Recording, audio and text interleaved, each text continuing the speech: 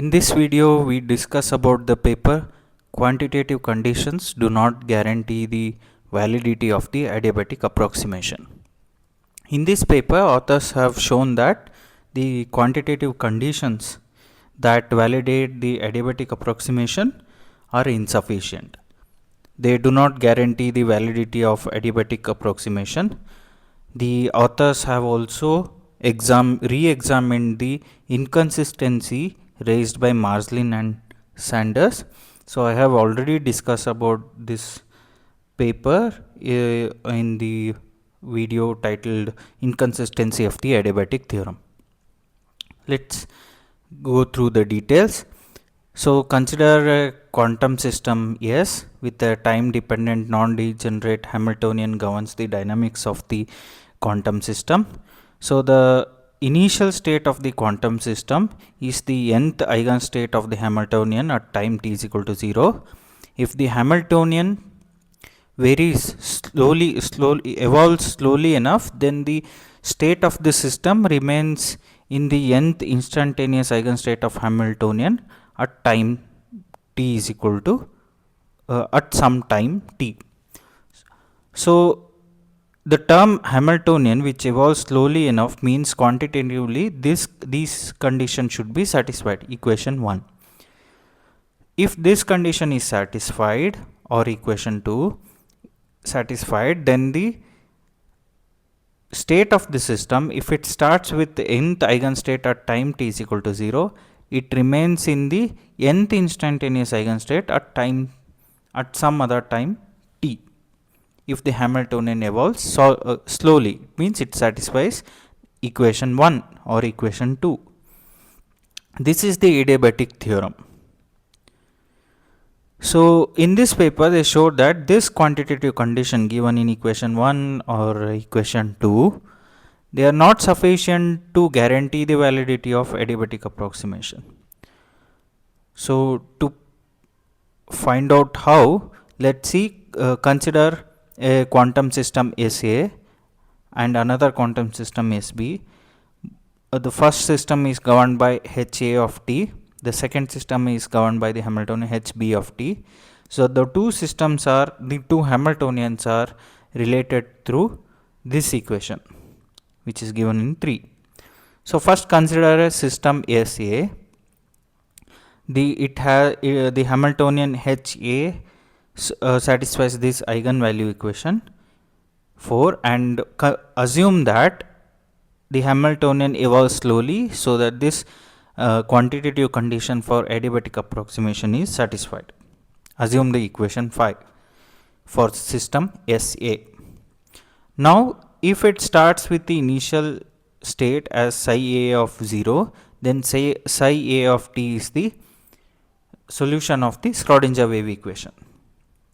Let's say initial state is one of the eigenstates of the Hamiltonian HA at time t is equal to 0. Then the state at time t becomes psi a of t. So it is expressed through unitary operator acting on the initial state, gives you the state at time t. In the application of the adiabatic theorem, this psi a of t becomes adiabatic approximate solution. This adiabatic approximate solution is nothing but the eigenstate at the time t of the Hamiltonian nth eigenstate with a multiplicative phase factor attached to it. This multiplicative phase factor is given in equation 10. This is the adiabatic approximate solution.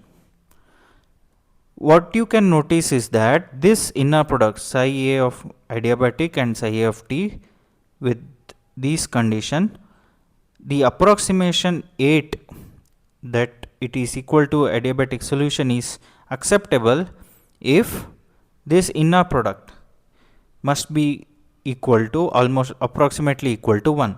Then this adiabatic approximation can be acceptable. This is what we know from all the previous details on the adiabatic theorem. Now consider another system SB, which is related to SA. The Hamiltonians are the relation we have already considered it. hb of t in the equation 3, right? So we have another system SB. hb of t defines as the Hamiltonian. It satisfies the eigenvalue equation given in equation 12. Let's say psi b of 0 is the initial state of this system, and it evolves.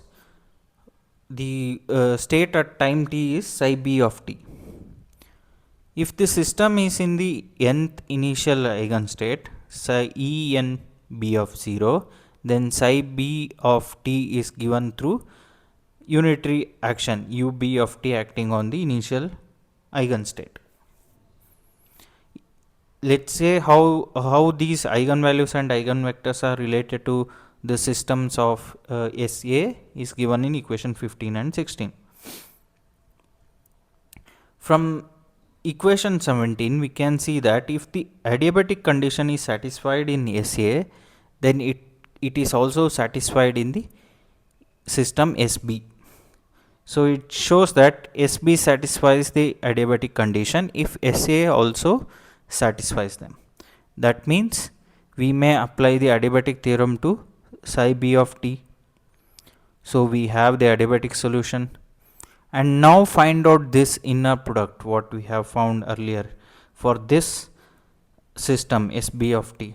What we get is equation 22. So the equation 22 can be satisfied approximately equal to 1 when this equation 23 is satisfied. But you can see from equation 11 and 23 both of them are two different expression in general. So they may not hold at the same time for some specific cases, which means that the two approximation which we have considered it is equal to adiabatic approximate solution may not be valid for both the system, because the conditions what we arrived in the equation 11 and equation 23 both are different. One may be valid, the other may not be valid. One may be satisfied, the other may not be satisfied. So for a system SA, one can always construct a system SB with both of them satisfies the adiabatic condition, but the adiabatic solution may not approximate the exact solution may not approximate to adiabatic solution in both the systems. This is what the important result of this paper. So here they have also showed that illustrated with an example that the adiabatic approximation in one system is invalid while it is valid in the other system. So consider the Hamiltonian of this form 24 for HA of t, which is nothing but the a charged particle in a magnetic field which is given here. So we can find the instantaneous eigenvalues and eigenvectors, and you can find hb of t from this. You will get eigenvalues and the eigenvectors corresponding to it, which we know how it is related from the earlier equation. We don't need to find it. And it is adiabatic approximation. What is the condition of adiabatic approximation now? It is given for this example as omega naught is much greater than omega sin theta. So this is valid for both the system. Suppose SB is also started with an initial eigenstate, and find out the exact state and the adiabatic solution for the second system. So you can find out what is the unitary operator for the exact solution, and from the unitary operator you can obtain the exact solution and the adiabatic approximate solution. In the case of this exact and adiabatic approximate solution, you can find the inner product as given in equation 32. Even though this adiabatic approximation is fulfilled, you can see from here that they do not guarantee the validity of adiabatic approach. It is not equal to 1. This is not approximately equal to 1, but for the other case it is satisfied with the psi a of t, it satisfied it, it is approximately equal to 1. For psi b of t, it is not approximately equal to 1, the inner product. So this is the important example they have shown, that it is not valid, guarantee the validity of adiabatic approximation with the same condition is satisfied in the both the system, but one system satisfies, the other system do not give the exact adiabatic result. This is what they have shown in this paper. And also they have discussed the inconsistency with the Maslin and Sanders. They have shown from the equation 19 and 20 that the using the adiabatic approximation, the inconsistency raised in Maslin and Sanders paper, that they have only used adiabatic approximation and once in the psi b of t, and all other calculations are exact. So it showed that the Maslin and Sanders inconsistency exists in the use of adiabatic approximation. The essential reason for the inconsistency is the insufficient adiabatic condition, which cannot guarantee the validity of adiabatic approximation. This is all the main results of this paper. Thank you.